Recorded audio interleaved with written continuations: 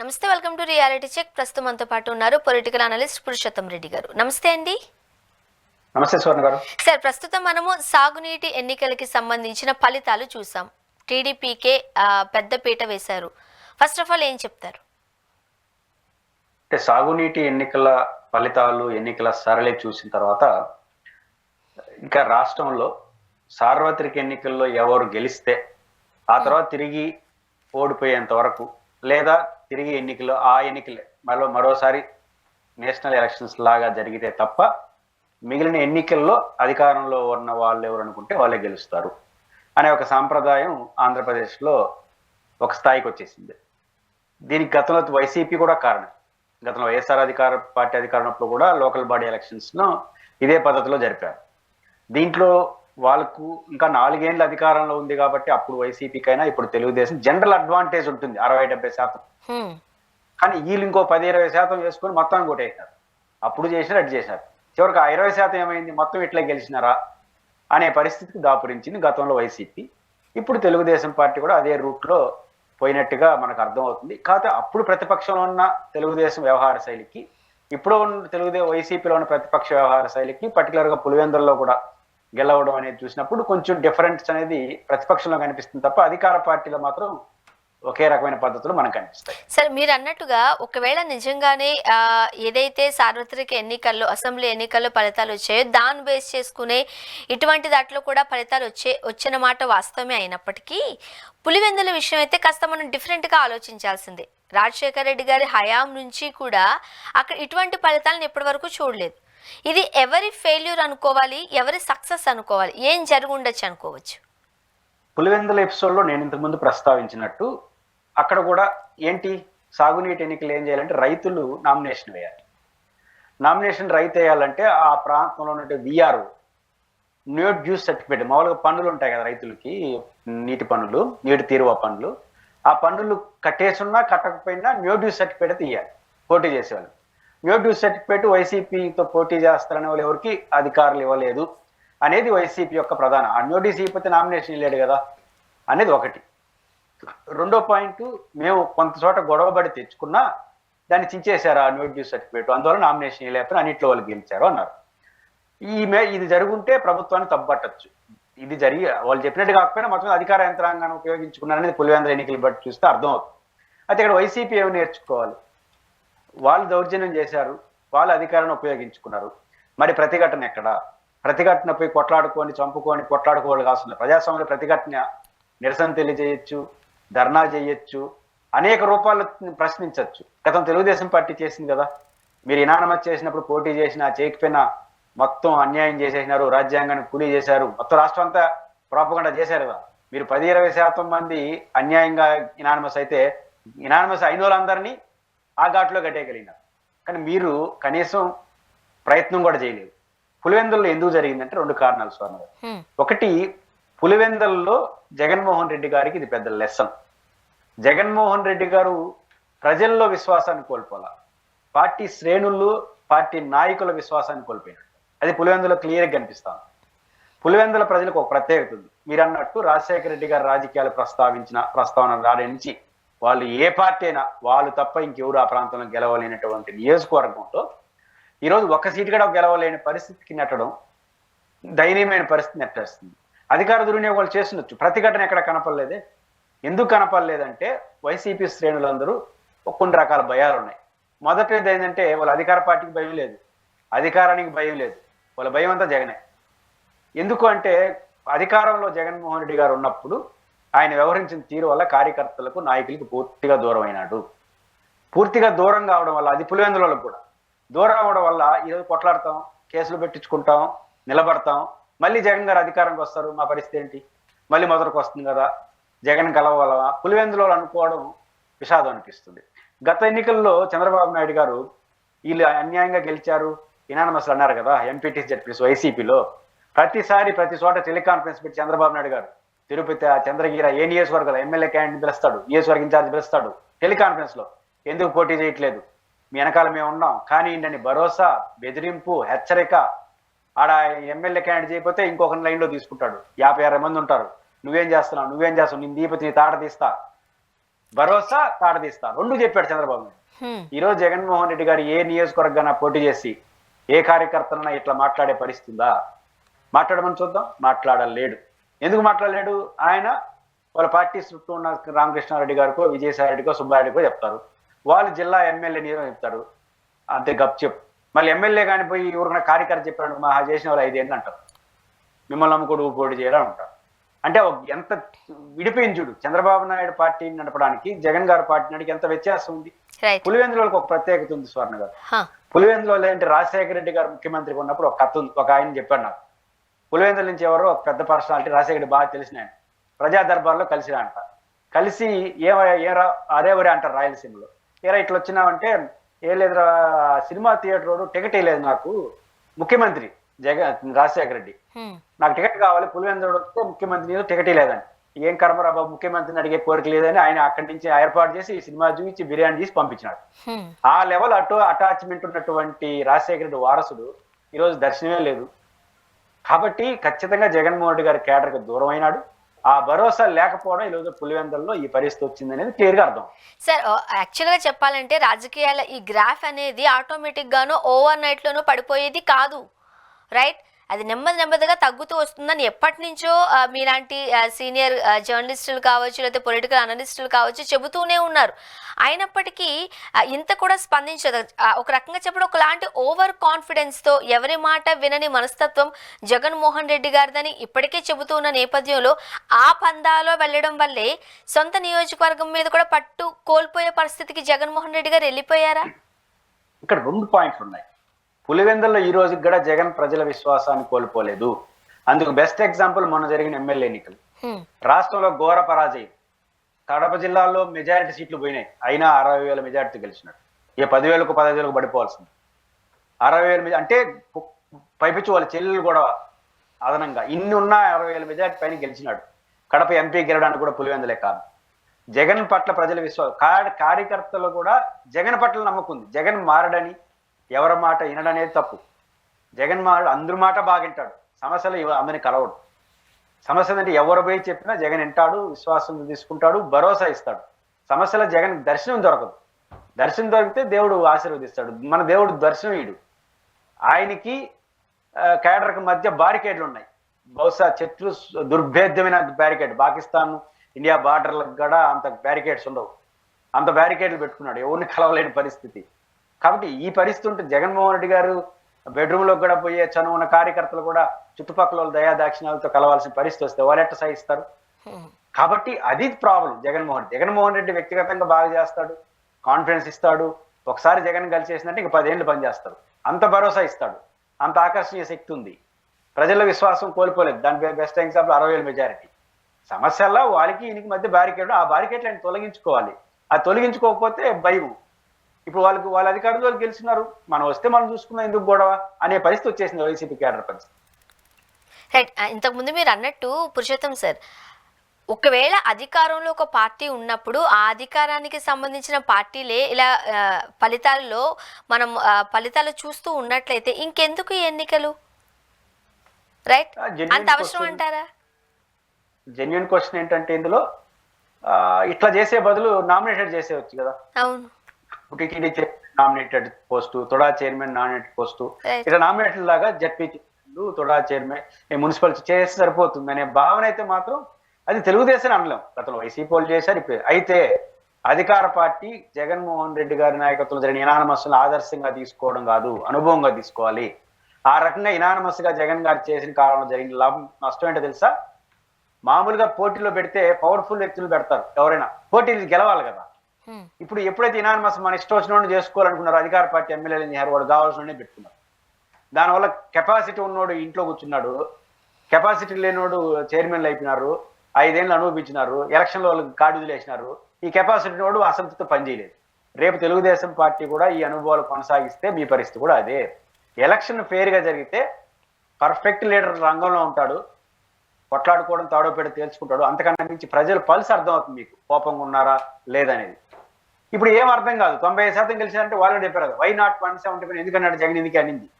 ఎందుకనిందంటే మొత్తం జెడ్పీటీసీలు మనవే, మన్ని ఎంపీటీ అన్ని మనవే, కాబట్టి మన్ని ఎమ్మెల్యేలు మాత్రం మంది కాదా అని భ్రమలో పోయినాడు. ఇప్పుడు తెలుగుదేశం పార్టీ కూడా 90% పులివెందులో గెలిచిపోయినామంటే ఇంకేముంది మంది అనుకున్నా అంటే మళ్ళీ మొదలు వస్తుంది. కాబట్టి జగన్ గారిని చూసి ఆ విషయంలో ఆదర్శంగా తీసుకుంటే తెలుగుదేశానికి నష్టం. రైట్. మనం చూస్తున్నాం ఏపీలో చంద్రబాబు నాయుడు గారు విజన్ 2047 అంటున్నారు. రైట్, ఇది ఒక వర్షన్. మరోపక్క జగన్మోహన్ రెడ్డి గారు అంటున్నారు ఇవంతా కూడా ఒక డొల్ల, సరైన మెడికల్ కాలేజీలు లేవు, ప్రభుత్వ స్కూళ్ళు సరిగ్గా పనిచేయడం లేదు, పథకాలు ఏవైతే ఉన్నాయో అవి సరిగ్గా అమలు కావడం లేదు, ఇదంతా ఒక డొల్ల డాక్యుమెంటరీ అన్నట్టుగా జగన్మోహన్ రెడ్డి గారు అభివర్ణిస్తున్నారు. ఇది చంద్రబాబు నాయుడు గారు వర్సెస్ జగన్మోహన్ రెడ్డి గారు ఏమని చెప్తారు? 2 అంశాలు ఉండే. చంద్రబాబు నాయుడు గారు విజన్ ఎందుకు పదే పదే మాట్లాడతారు? నేను ఎప్పుడు మాట్లాడిన విజనరీ గురించి మాట్లాడతారు. 2020 ఆ తర్వాత 47 ఇవన్నీ ఎందుకు మాట్లాడుతున్నాడు? రియాలిటీ ఏంటి? ఎందుకు మాట్లాడుతున్నా అంటే విజన్ అంటే అర్థం ఏంటి? దూరదృష్టితో కూడుకున్న ఒక ప్రణాళికాబద్ధమైన కృషి, ఒక టార్గెట్ పెట్టుకోవడం, దానికి అనుగుణంగా బండి నడపడం. ఇది చాలా గొప్పది. విజన్ అంటే ప్రజలకు విశ్వాసం, గౌరవం ఉంటుంది. విజన్తోనే పనిచేయాలి ఎవడైనా, అందులో ముఖ్యమంత్రి. రెండు, జగన్మోహన్ రెడ్డి గారు విజన్తో ఉండడని ఒక ముద్ర వేసి పెట్టారు.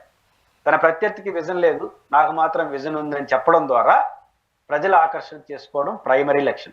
ఇది మంచిదే రాజకీయంగా. అయితే చంద్రబాబు గారి విజన్లో విజన్ ఎంత ఉంది అనేది ఇక్కడ అసలు విషయం. చంద్రబాబు నాయుడు గారి విజనరీలో రాష్ట్రం ఒక విజనరీ, దేశం ఒక విజనరీ, ప్రపంచం అంతా ఒక విజనే ఉంటుంది. కానీ చంద్రబాబు గారు ప్రపంచ విజన్ బాగా చూస్తాడు, కానీ ఆంధ్రప్రదేశ్ విజన్ ఏంటనేది ప్రశ్న. ఇప్పుడు ప్రపంచవ్యాప్తంగా విజన్ అంటే అర్థం ఏంటి? ఉదాహరణకు చంద్రబాబు గారు 2020 చెప్తున్నారు ఐటీ.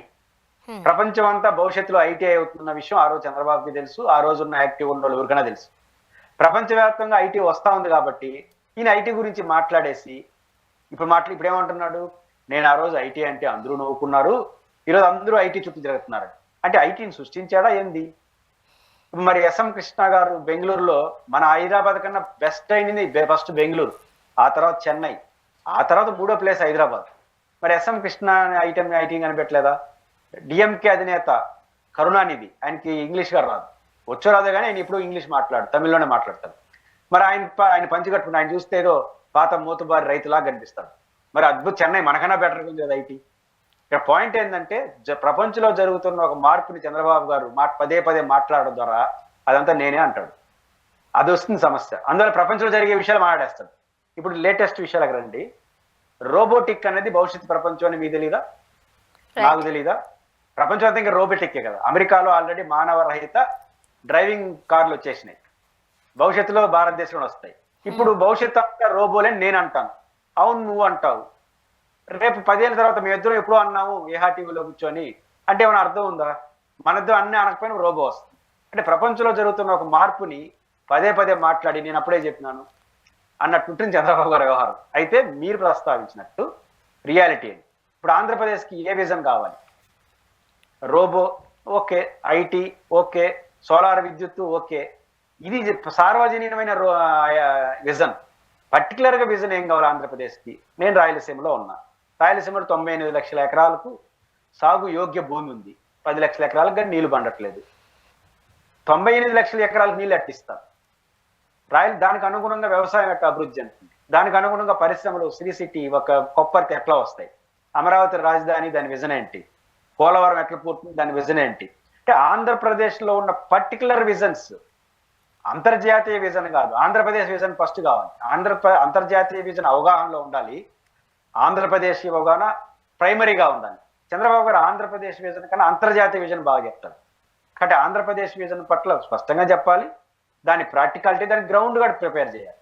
కాబట్టి అంతర్జాతీయ విజన్కి ఎంత ప్రయారిటీ దానికి 10% ఇచ్చి 90% రాష్ట్ర విజన్కి ఇస్తే ఖచ్చితంగా ఆ విజన్ రాష్ట్రానికి ఉపయోగం, మంచిదే. కానీ చంద్రబాబు గారి విజన్ డాక్యుమెంట్ పెట్టడం ద్వారా ఒక మంచి చర్చను అయితే లేవనెత్తారని నేను అనుకుంటాను. సార్, ఏదైనా ఇప్పుడు సొసైటీలో ఏదైనా ఒక వైరల్ టాపిక్ ఉంది అంటే దానిని చూపించడంలో, దానిని చెప్పడంలో చంద్రబాబు నాయుడు గారు సక్సెస్ అవుతున్నారు. ఒక రకంగా చెప్పాలంటే ఆయనకు అది చాలా పెద్దగా కలిసి వచ్చే అంశమే అవుతుంది. రైట్, జనరేషన్స్ తగ్గట్టుగా అదే మాటను కొనసాగిస్తున్నారు. మేబీ అందులో అది ఆయన స్ట్రాటజీ అనుకోవచ్చేమో పొలిటికల్ గా. దాన్ని ఫాలో కాకపోవడం కూడా తప్పిదమేగా, మనం అలా కూడా ఆలోచించాలిగా. చంద్రబాబు నాయుడు గారు విజన్ రాజకీయాలు మాట్లాడు మంచిది. రెండో చంద్రబాబు గారు జరుగుతున్న పరిణామాలు ప్రతి దాంట్లో తన భాగస్వామి ఉండాలని కోరుకుంటాడు, అది మంచిదే. అయితే తన రాజకీయ ప్రత్యర్థిగా ఉండేవాళ్ళు ఆ సందర్భంగా దాన్ని ఎటకారం చేస్తారు. ఇప్పుడు జగన్ గారు అంత డొల్ల ఎట్ అవుతుంది. పాయింట్ ఏంటంటే చంద్రబాబు గారి విజన్ కరెక్టే, కానీ ఆ విజన్ ఆంధ్రప్రదేశ్ ముఖ్యమంత్రికి ఏం చేయాలి? ఇప్పుడు ఇవన్నీ చంద్రబాబు గారు అమలు చేస్తాడా? రోబోటిక్ ఆయన కనిపెడతాడా? సోలార్ ఎనర్జీ ఏం చేస్తాడు? దాన్ని అందిపుచ్చుకోవచ్చు రాష్ట్రం తప్ప దాన్ని కనిపెట్టే వ్యక్తి కాదు. దీన్ని చెప్పి మీరు చేశారు కదా, ఇప్పుడు సోలార్ ఎనర్జీ ఉంది, ప్రపంచం అంతా సోలార్ ఎనర్జీ వైపు పోవాలని అంతర్జాతీయ జెనీవా సంస్థ నిర్ణయించారు ప్రధానమంత్రి నరేంద్ర మోడీ గారు అనుకున్నారు. అంటే బొగ్గు ఆధారిత విద్యుత్ కాదు, అది కాలుష్యం వస్తుంది, ఓజోన్ పొర దెబ్బతింటా ఉంది. దాన్ని అందిపుచ్చుకున్న మొదటి ముఖ్యమంత్రి ఎవరు భారతదేశంలో? జగన్. సెకీ ఉత్పన్నం చేసుకున్నాడు. ఇది నా విజన్ అని ఆ రోజు చెప్పలా, ఇప్పుడు చెప్తున్నాడు. ఇది కూడా విజన్ అని చెప్పడు, నేను ఎప్పుడో చెప్పినాను పోయా అంటాడు. సమస్య ఏంటంటే ఇప్పుడు సెకీ అనే సంస్థ ద్వారా ఉత్పత్తి మనం అనుబంధం చేసుకోవడం ద్వారా భవిష్యత్తులో సోలార్ ఎనర్జీ వస్తుంది, రాష్ట్రానికి 1,00,000 కోట్లు ఇన్కమ్ తీసుకొచ్చాను, వీళ్ళు నాశనం చేశారు అన్నాడు. కానీ అది స్టార్ట్ చేసేటప్పుడు ఇది విజను, అంతర్జాతీయం ఇది, రాష్ట్రం ఇది, ఇట్లా చేస్తే ఉపయోగం ఏ రోజు జగన్ చెప్పాల. అంటే పాయింట్ ఏంటంటే చెప్పాలి కదా, అదే చెప్పకపోవడం కూడా తప్పిదమే అవుతుంది కదా ఇప్పుడు అంటున్నా నేను కూడా అదే. అబ్సల్యూట్లీ. ఇప్పుడు విజన్ అంటే రాజకీయాలు కూడా విజన్. ఎందుకు చెప్పాను కదా, సాగునీటి ఎన్నికల్లో మున్సిపల్ ఎన్నికల్లో మీరేం చేశారో సాగునీటి ఎన్నికల్లో వాళ్ళు అదే చేసినారు. కానీ మున్సిపల్ ఎన్నికల్లో మీరు చేసినప్పుడు మీలాగా గమ్మును కూర్చోలా, మీరు అల్లరల్లరి చేసి పడేయారు మిమ్మల్ని. ఆ అల్లరల్లరి చేసేసి మిమ్మల్ని మొత్తం ఇనానమస్ 10 అక్రమాలు జరిగితే 90 అక్రమాలు అని చెప్పి నిరూపించగలిగినారు. మీరేం చేసినారు? కొన్ని సందర్భాల్లో సక్సెస్ అవుతాయి. స్వర్ణ గారు, మీరు ఎమ్మెల్సీ ఎన్నికల్లో వాళ్ళు పోటీ చేసి గెలవడం కోసం ఎట్ట గెలవము, వాళ్ళు కొట్టేస్తారు అనుకున్నారు, అల్లరి చేద్దాం అనుకున్నారు, చివరికి అల్లరి చేద్దాం అని పనిచేసి ఏకంగా గెలిచి కూర్చున్నారు. కొన్ని కలిసి వస్తాయి. కాబట్టి జగన్మోహన్ రెడ్డి గారు ఈ విజన్ పాలిటిక్స్, ఈ విజన్ రాజకీయాలు విజన్ తోనే కొట్టాలి. విజన్ తోనే, మీ విజన్ ఏంటి, నా విజన్ ఏంటి పోల్చి చూడండి. చంద్రబాబు గారు ఒక విజన్ చెప్పాడు, ఆ విజన్ లో నేను ఎట్లా, నువ్వు ఎట్లా, నా ఇదేం లేదు నీ ఏది, దాన్ని పోల్చి చెప్పాలి తప్ప ఆయన ప్రచారం కోసం చేస్తాను ఒక మాటలో కొట్టేస్తే ఎట్లా కుదురుతుంది? అండ్ ఇక్కడ ఇంకొక విషయం కూడా ఉంది. ఏదైతే మనం దానిని కనిపెట్టలేమో, ఓన్లీ స్వాగతించగలమో దానినే విజన్ అంటూ చంద్రబాబు నాయుడు గారు చెబుతారు. కానీ రాష్ట్ర ముఖ్యమంత్రిగా ఉండేవాళ్ళు చేయాల్సినది సాధారణంగా సామాన్య ప్రజలకు ఇవ్వాల్సిన వైద్య సేవలు కావచ్చు, మెడికల్ కాలేజీలు కావచ్చు, చదువు కావచ్చు, పథకాల రూపంలో ఏదైతే వాళ్ళు ప్రామిసెస్ చేస్తారో అవి కావచ్చు, వాటిని అమలు చేయడంలో చంద్రబాబు నాయుడు గారు గవర్నమెంట్ కంప్లీట్గా ఫెయిల్ అయిందంటూ జగన్మోహన్ రెడ్డి గారు దాన్ని మాత్రం నొక్కానిస్తున్నారు. అది కూడా ఒక రకంగా చెప్పాలంటే ఆలోచించే విషయమే, ఆలోచించగల విషయమే. బట్ ఎక్కడ ఇది జరుగుతుందంట? 100%. ఇప్పుడు ఆంధ్రప్రదేశ్కి ఏం కావాలి? అమరావతి రాజధాని అన్నప్పుడు శివరామకృష్ణన్ గారు ఒక అద్భుతమైన కామెంట్ చేశాడు. ఆంధ్రప్రదేశ్ అంటే ఒక మహానగరం కాదు ప్రజెంట్ ఆంధ్రప్రదేశ్ కావాల్సింది. ఆంధ్రప్రదేశ్ వివిధ ప్రాంతాల మధ్య, వివిధ వర్గాల మధ్య సమతుల్యత లేదు, అందరూ ఈక్వల్ డెవలప్మెంట్ లేదు. రాయలసీమ ఒక రకంగా ఉంటుంది, ఉత్తరాంధ్ర ఒక రకంగా ఉంటుంది, మధ్య కోస్తా ఒక రకంగా, గోదావరి ఒక రకంగా ఉంటుంది.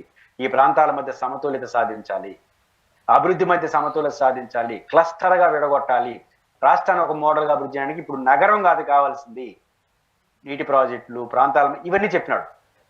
అంటే అర్థం ఏమిటంటే అదే పర్ఫెక్ట్లీ కరెక్ట్. ఈరోజు ఆంధ్రప్రదేశ్కి ఏం కావాలి? నేను చెప్పాను, రాయలసీమలో 98 లక్షల ఎకరాలకు నీళ్లు కావాలి, గోదావరి జిల్లాలో కృష్ణా డెల్టాకి పోలవరం పూర్తి కావాలి, ఒక మంచి రాజధాని ఉండాలి. వాళ్ళు చెప్పిన మహానగరం రాజధానితో అన్ని కాదు. విశాఖపట్నం సిటీ అభివృద్ధి ఎట్లా చేయాలి, గ్రామాల నుంచి పట్టణాలుగా మారుతున్న సందర్భంలో పట్టణాలు ఎట్లా ప్లాండ్గా ఉండాలి, వివిధ తరగతులు, దళితులు ఒక రకమైన అభివృద్ధి, అగ్రకులాలు ఒక రకమైన అభివృద్ధి, దీంట్లో మళ్ళీ తేడాలు, మహిళలకు పురుషులకు. అంటే మన రాష్ట్రంలో ఉన్న పర్టికులారిటీస్ ని దృష్టిలో పెట్టుకొని పర్టికులర్ విజన్ ఉండాలి. దీన్ని ఎట్లా పూర్తి చేస్తాం, ఎట్లా ఇప్పుడున్న పరిస్థితి నుంచి 5 ఏళ్ళు ఏం చేస్తాం, ఈ విజన్ ని చంద్రబాబు గారు చెప్పకపోగా ఒకే ఒకటి చెప్పేస్తారు, ఆంధ్రప్రదేశ్ అంటే అమరావతి, అమరావతి ఆంధ్రప్రదేశ్ అంటే పోలవరం. ఈ రెండు అయిపోతే రాష్ట్రం బాగుపడిపోతుందని విజన్ చెప్తున్నాడు. ఇది పర్ఫెక్ట్లీ రాంగ్. అమరావతిలో ఒక మహానగరం నిర్మిస్తే ఒక అభివృద్ధి ఉండొచ్చు, పోలవరం పూర్తయితే ఒక ప్రయోజనం ఉండొచ్చు, కానీ 2 పూర్తయిన రాయలసీమకు చొక్క నీళ్ళు రాదు. మళ్ళీ రాయలసీమ పరిస్థితి 40% భూభాగం ఉన్న ప్రాంతం. కాబట్టి విజన్ అనేది రాష్ట్రాన్ని దృష్టిలో పెట్టుకొని ఉండాలి, రాష్ట్ర సమగ్రాభివృద్ధి కూడా. ఆ విజన్ ఆయన చెప్పినప్పుడు జగన్మోహన్ రెడ్డి గారు చెప్తున్న మెడికల్ కాలేజీలు, డెవలప్మెంట్, పోర్టులు ఇవన్నీ కూడా పట్ల వస్తాయి. ఖచ్చితంగా దీని మీద చర్చ జరగాల్సిన అవసరం అయితే ఉంది. ఇప్పుడు చంద్రబాబు నాయుడు గారు ఫోకస్ అంతా కూడా పోలవరం పైనే పెట్టారు, సో దానికి సంబంధించి నిధులకు సమీకరణ కావచ్చు, లేకపోతే ఆ కార్యక్రమానికి సంబంధించిన పనులు కావచ్చు, చకచకా సాగిపోతున్నాయి అంటూ కూడా మనం ఈరోజు న్యూస్ పేపర్లో చూసాం, రైట్? అంటే పోలవరం బహుళార్థిక project, no doubt at all. కానీ పోలవరం పూర్తయిపోతే రాష్ట్రానికి ప్రయోజనం.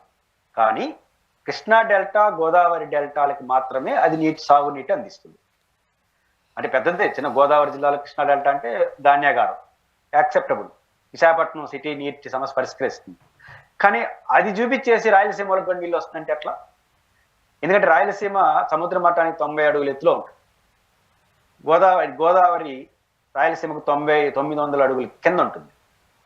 అది పైకి కొట్టేదే ఉండదు. అసలు రాయలసీమ గుండా వస్తున్నట్టు తుంగభద్ర, కృష్ణా నది వందల వేల టీఎంసీలు కింద పడిపోతున్నాయి. కాబట్టి ఇప్పుడు రాయలసీమకు కావాల్సింది పోలవరం, రాష్ట్రానికి కావాలి. రాయలసీమకు కావాల్సింది పోలవరం ప్రయోజనం కాదు. రాయలసీమకు కావాల్సింది తుంగభద్ర, కృష్ణా నది నీళ్లను శ్రీశైలం నుంచి డైవర్ట్ చేసుకొని పోతిరెడ్డిపాడు ద్వారా, సిద్ధేశ్వరం ద్వారా, గుండ్రేవుల ద్వారా, గాలేరు నగరి, అంద్రేనివా ఈ కాలువల నిర్మాణం ద్వారా, చెరువులు పూర్తి చేయడం ద్వారా రాయలసీమ ప్రాంతానికి నీళ్ళు ఇవ్వాలి. ఇది చేయకుండా 100 పోలవరాలు కట్టినా రాయలసీమకు నీళ్ళు రావు. మరి దీని గురించి ఎందుకు మాట్లాడట్లేదు? ఈరోజు పోలవరం పూర్తి చేస్తా, రేపు రాయలసీమ అన్నా ఓకే. కానీ పోలవరంతో మొత్తం అయిపోతున్నట్టు మాట్లాడితే మాత్రం మళ్ళీ రాయలసీమకు అన్యాయం చేయాలి. మళ్ళీ ఉత్తరాంధ్రలో సుజల స్రవంతి కావాలి, పల్నాడు ఏరియాకి వేరే కావాలి, నెల్లూరు జిల్లాకి వేరే కావాలి. కాబట్టి ఇవన్నీ ఖచ్చితంగా మాట్లాడాలి. అమరావతి రాజధాని ఓకే, పోలవరం ఓకే, కానీ ఆ రెండు అక్కడ డెవలప్మెంట్కి ఉపయోగపడుతుంది. అవే రాష్ట్రానికి అంత సర్వస్వం అని చెప్తే మాత్రం ఇతర ప్రాంతాలు నష్టపోతాయి. రైట్. అండ్ మనం ఈరోజు వార్తాపత్రికలో చూడొచ్చు, వైఎస్ జగన్మోహన్ రెడ్డి గారి సారథ్యంలో ఉన్నప్పుడు జిఎస్డిపి కూడా పెరిగింది, రైట్? సో ఇది ఎందుకు ప్రజల దగ్గరికి తీసుకువెళ్ళడంలోనో లేకపోతే ప్రజలకి దీని గురించి వివరించడంలోనో ఎందుకు ఫోకస్ పెట్టట్లేదు జగన్మోహన్ రెడ్డి గారు? ఒకటి, ఆయన ఎందుకు ఫోకస్ పెట్టలేదనే ముందు ఎందుకు జిఎస్టీవి కానీ జిఎస్టీ వసూల్లో మనం జిఎస్టీ వసూల్లో 10వ ప్లేస్లో పడిపోయాను అని ఈ మధ్య కాలంలో ప్రభుత్వ లెక్కలే చెప్తాయి, బడ్జెట్ గణాంకాలు. జిఎస్బిటికి సంబంధించి విజయసాయి మన వైవి సుబ్బారెడ్డి గారు రాజ్యసభలో అడిగిన ప్రశ్నకు సమాధానంగా చెప్పారు. 2014 నుంచి 19 వరకు చంద్రబాబు గారు అధికారంలో ఉన్నారు, ఆ తర్వాత జగన్ గారు, ఆ తర్వాత ఇప్పుడు చంద్రబాబు గారు. క్రమబద్ధంగా పెరుగుతుంది. 2014 నుంచి 19 కన్నా 19 నుంచి 24 బాగా పెరిగింది. 24 నుంచి 29 వరకు ఏం జరుగుతుంది, ఏం తగ్గుతుంది అనేది ఇప్పుడు చూడాలి. ఎందుకు పెరిగింది? బేసిక్గా ఆర్థిక శాస్త్రవేత్తలు చెప్పే మాట ఏంటంటే, ఒకానొక యాంగిల్ ప్రజల జేబులో డబ్బులు ఉండాలి. ప్రజల జేబులో డబ్బులు ఉంటే వెంటనే వాళ్ళు కొనుగోలు చేస్తారు. కొనుగోలు వచ్చినప్పుడు జిఎస్టీ వస్తుంది. ఆ రకంగా జిఎస్టీ పెరిగితే కొనుగోలు శక్తి పెరుగుతుంది, కొనుగోలు చేసి ప్రజా ఆదాయం పెరుగుతుంది. ఇదే లెక్క. అంటే వ్యవసాయం, పరిశ్రమలు అభివృద్ధి చేయడం ద్వారా వచ్చే జీతభత్యాలు, వచ్చే ఉత్పత్తి ద్వారా వచ్చే పనుల ద్వారా పెరుగుతుంది. ప్రభుత్వం చేసే కృషి వల్ల కూడా పెరుగుతుంది. ఇప్పుడు ఉదాహరణ, ప్రభుత్వ ఉద్యోగుల జీతాలు వాళ్ళు కష్టపడి సంపాదిస్తారు, ఉద్యోగం చేస్తారు, దానివల్ల ప్రయోజనం ఉంటుంది. కానీ డబ్బులు ఇచ్చేది ఎవరు? ప్రభుత్వం కదా. జీతాలు ఇవ్వడం ద్వారా వాళ్ళకి ఒక అసెప్ట్ కదా. అది అట్లే సంక్షేమ పథకాలు ఇవన్నీ కూడా జగన్మోహన్ అధికారంలో ఉన్నప్పుడు ప్రతి నెల సంవత్సరానికి 60,000 కోట్ల రూపాయలు డైరెక్ట్ బెనిఫిట్స్ ఇచ్చాడు. డైరెక్ట్ బెనిఫిట్స్ 60,000 కోట్ల రూపాయలు. ఇప్పుడు చంద్రబాబు నాయుడు గారి చేత పెన్షన్స్ ఇస్తున్నాడు, మిగతావి ఇంకా అమలు కాలేదు, మిగతా పథకాలు. ఈ 6 నెలల్లో జగన్ పాలసీ కంటిన్యూ అయితే కనీసం 30-40 వేల కోట్ల రూపాయలు ప్రజల జోబుల్లోకి వెళ్ళుండేది. అది మంచి పాలసీ, చెడ్డ పాలసీ పక్కన పెట్టండి. 30-40 వేల కోట్ల రూపాయలు ప్రజల్లోకి వెళ్ళిన తర్వాత 30-40 వేల కోట్ల రూపాయలు ఖర్చు కూడా అయిపోయింటుంది. మనం పరిశ్రమలు పెట్టం కదా. మీకు ఒక 10,000, నాకు 1,000 సంక్షేమ పథకం వస్తే పరిశ్రమలు పెట్టకపోయి వస్తువులు కొనుక్కుంటాం. అందువల్ల జగన్మోహన్ రెడ్డి గారి అది తగ్గింది. కాబట్టి ఈ 6 నెలలు తగ్గింది.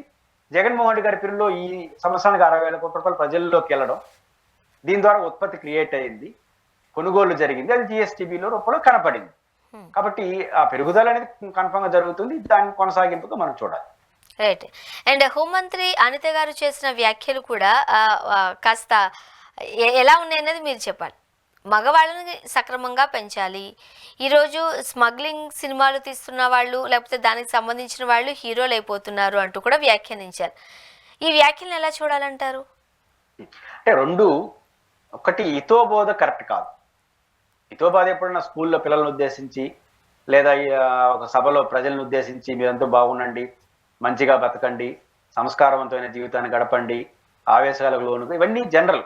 అనిత గారు కూడా హోంమంత్రిగా ఒక హితోబోధ చేస్తే మనకు అభ్యంతరం లేదు. కానీ ఈరోజు జరుగుతున్న సంఘటనలకి హితోబాధ పరిష్కారం కాదు, ఫర్మ్ యాక్షన్ పరిష్కారం. ఇప్పుడు ఉదాహరణకు బహుశా ఈ మధ్యకాలంలో జరిగినటువంటి అమ్మాయిలపైన ఆడబిడ్డలపైన అఘాయిత్యాలు ఎవరైతే చేశారో దాన్ని దృష్టిలో పెట్టుకొని పిల్లల్ని బాగా పెంచాలని, దట్స్ గుడ్, దాంట్లో డౌట్ లేదు, తల్లిదండ్రులకి ఇవ్వాల్సిన సలహాని. ద సేమ్ టైం ఘటన జరిగిన తర్వాత కఠినంగా ఉండాలి, వాళ్ళ దయ మన ప్రాప్తం. మగవాళ్ళందరూ ఆడవాళ్ళని గౌరవించాలి, అభిమానించాలి, ప్రేమించాలి, ద్వేషించకూడదు, బాగానే ఉంది. కానీ ద్వేషిస్తే తంతారనే భయం కూడా ఉండాలి, ఇబ్బంది పెడితే కొడతారనే భయం కూడా ఉండాలి. కానీ మీ దయ మా ప్రాప్తం అంటే కుదరదు. హితోబోధ అనిత గారిది కరెక్టే, కానీ అనిత గారి హితోబోధ కన్నా యాక్షన్స్ చాలా ఇంపార్టెంట్. ఎందుకంటే హోం మంత్రి, ఇది ఒకటి మొదటి అంశం. రెండోది సినిమాలకు సంబంధించి బహుశా బన్నీ గారిని దృష్టిలో పెట్టుకొని మాట్లాడిరా. ఇప్పుడు స్మగ్లింగ్ అనగానే ఆయనే గుర్తొస్తాడు, ఎందుకంటే బన్నీ పుష్ప 1 and 2 రైళ్ల చందనం చుట్టూ నడిచింది కాబట్టి ఆ యాంగిల్ గుర్తు రావచ్చు.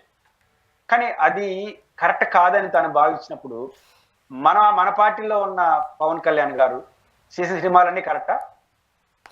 ఇప్పుడు అమ్మాయిల్ని ఏడిపిస్తా ఉంటా సినిమా కోసం అమ్మాయిల్ని ఏడిపించడం, అమ్మాయిల్ని టీచ్ చేసి ప్రేమించడం, ఇవన్నీ పవన్ కళ్యాణ్ గారు చాలా సినిమాల్లో సినిమాటిక్ గా చేశారు. ఆయన కావాలని చేస్తుండకపోవచ్చు, మనంతా హర్షించాం, సినిమాగా చూసినాం.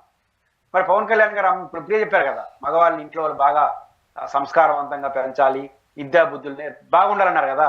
పవన్ కళ్యాణ్ గారు చాలా సినిమాల్లో హీరోయిక్ గా ఎట్ట చేస్తాడు, అప్పట్లో పవన్ కళ్యాణ్ లాగా పిల్లలందరినీ పెంచాలి అని చెప్పు, పవన్ కళ్యాణ్ లాగా పెంచొచ్చు, పవన్ కళ్యాణ్ గారి సినిమాలు అలా పెంచకూడదు కదా. అప్పట్లో చిరంజీవి గారి సినిమాలకు సంబంధించి కూడా ఒక ట్రోల్స్ వచ్చాయి, దొంగ, అడవి దొంగ, కొండవీటి రకరకాల సినిమాలు వచ్చాయి కదా అప్పట్లోనే చిరంజీవి గారికి సంబంధించి, అవి కూడా ట్రోల్ చేశారు. చిరంజీవి గారు తెలుగుదేశం కావచ్చు, వాళ్ళు వదిలే వైసీపీ, ఇది కాంగ్రెస్ ప్రజారాజ్యం ఆయన. మన పార్టీలో 2 హీరోలు ఉన్నారు కదా, బాలకృష్ణ గారు ఒక హీరో, పవన్ కళ్యాణ్ గారి హీరో. కాబట్టి చెప్పొచ్చు, ఈ పుష్ప లాగా బన్నీ లాగా కాకుండా, అల్లు అర్జున్ లాగా కాకుండా మా పవన్ కళ్యాణ్ లాగా, మా బాలకృష్ణ గారి లాగా సినిమాలు తీస్తే బాగుంటుంది, అలాంటి సినిమాలే ఎంకరేజ్ చేయండి అని చెప్పమని చూద్దాం. మన వాళ్ళు తీయలేదా చాలా పెద్ద పెద్ద సినిమాలు? కాబట్టి సినిమాగా చూడండి తప్ప ఇట్లా ఇండైరెక్ట్ కామెంట్లు చేస్తే ప్రయోజనం. రైట్. అండ్ ఎప్పుడైతే అల్లు అర్జున్ గారి ఈ కస్టడీ ఇష్యూ ఇది నడుస్తూ ఉన్నప్పుడు చిరంజీవి గారు షూటింగ్ క్యాన్సిల్ చేసుకుని అప్పటికప్పుడు హుటాహుటిన భార్య సురేఖ గారితో కలిసి కుటుంబం దగ్గరకు వచ్చారు, అల్లు అర్జున్ గారి ఇంటికి వెళ్ళారు. అట్ ద సేమ్ టైం మనం న్యూస్లో కూడా చూసాం, పవన్ కళ్యాణ్ గారు కూడా ప్రభుత్వ కార్యక్రమంలో ఉండగా దాన్ని కూడా రద్దు చేసుకుని హుటాహుటిన హైదరాబాద్ వెళ్తున్నారు అని ఒక వార్త చూసాం. కానీ ఇప్పటి వరకు ఆ విజువల్స్ చూడకపోయేసరికి పవన్ కళ్యాణ్ గారు వెళ్ళారు హైదరాబాద్, బట్ అల్లు అర్జున్ గారిని కలవలేదు అనేది ఒక వార్త నడుస్తుంది. కలిసినట్టు లేరనేది క్లియర్ గా మనం అర్థం చేసుకోవచ్చు, లేరని. ఎందుకు? అసలు పవన్ కళ్యాణ్ గారు నోరు మెదపలేదు, మౌనంగా ఉన్నాడు. ఆయన అభిమానులు ఎక్కువ తక్కువ మాట్లాడొచ్చు కానీ సినిమా అప్పుడు కానీ అరెస్ట్ అయినప్పుడు కానీ ఆయన ఏమి నోరు మెదపలేదు, ఆయన మౌనంగా ఉన్నాడు. కానీ కొంత ఇండైరెక్ట్ కామెంట్లు చేసింది ఎవరు? నాగబాబు గారు. కానీ నాగబాబు గారిని కలిశారుగా, నాగబాబు అని కలిసి కూడా ఫోటో కూడా రిలీజ్ చేసినారుగా. అంటే నా పాయింట్ ఏంటంటే, కలిసి ఉంటే పవన్ కళ్యాణ్ గారి ఫోటో ఇంకా బాగా రిలీజ్ చేస్తుంటారు, ఎందుకంటే ఇంపార్టెంట్ కదా, మళ్ళీ కలిసిపోయారని మెసేజ్ అవుతుంది. బహుశా పవన్ కళ్యాణ్ గారు ఇంకా ఏదో గ్యాప్ ఉన్నట్టుంది. ఆ ఎన్నికల్లో శిల్పారావు చంద్రారెడ్డి గారిని సపోర్ట్ ఇంటికి వెళ్ళడం, ఈయన పోటీ చేస్తా ఉన్నా కూడా పలకరించకపోవడం, ఆ తర్వాత నా ఫ్రెండ్ కోసం ఎంత దూరం వెళ్తానని చెప్పడం, ఆ తర్వాత ఆ సినిమాలో గందరగోళం, ఈయన సినిమా హిట్ అవుతుందో చూద్దామని వాళ్ళ అభిమానులు, ఎట్టకాదో చూద్దామని వీళ్ళు, ఆ తర్వాత అరెస్ట్ అయినప్పుడు జగన్ గారు ఎక్స్లో స్పందించాడు, పవన్ కళ్యాణ్ గారు స్పందించారో లేదో తెలియదు. ఇవన్నీ చూసినప్పుడు ఖచ్చితంగా పవన్ కళ్యాణ్కి బన్నీకి మధ్య ఏదో తెలియని గ్యాప్ ఉన్నట్టు కనిపిస్తుంది. అది కుటుంబ సభ్యులు త్వరగా పరిష్కరించుకుంటారా లేదో చూడాలి. రాజకీయ నాయకుడు కూడా ఉన్నాడు కాబట్టి ఏమవుతుంది అనేది చూస్తుంది. ఖచ్చితంగా కలిసి ఉంటే మాత్రం ఆ పాపులర్ వార్తగా వచ్చి ఉంటుంది, ఆ గ్యాప్ ఉన్నట్టుంది. ఇప్పుడు పాలిటిక్స్ ని పొలిటికల్ విషయాన్ని ఒకసారి మనం పక్కన పెడితే, అసలు స్టార్టింగ్ దగ్గర నుంచి ఒకసారి మీకు ఒకసారి గుర్తు చేస్తాను, మీ మనసులో మాట చెప్పండి సార్. ఇప్పుడు ఎప్పుడైతే నేను చెప్పను బ్రదర్ అని అల్లు అర్జున్ గారు అన్నారో అక్కడ నుంచి ఇష్యూ స్టార్ట్ అయింది. మనవాడు కాదు పగవాడు అన్నారు నాగబాబు గారు. ఇలా ట్వీట్ల వర్షం కురిసేసరికి గ్యాప్ ఉందా లేకపోతే గ్యాప్ సృష్టించారా తెలియదు.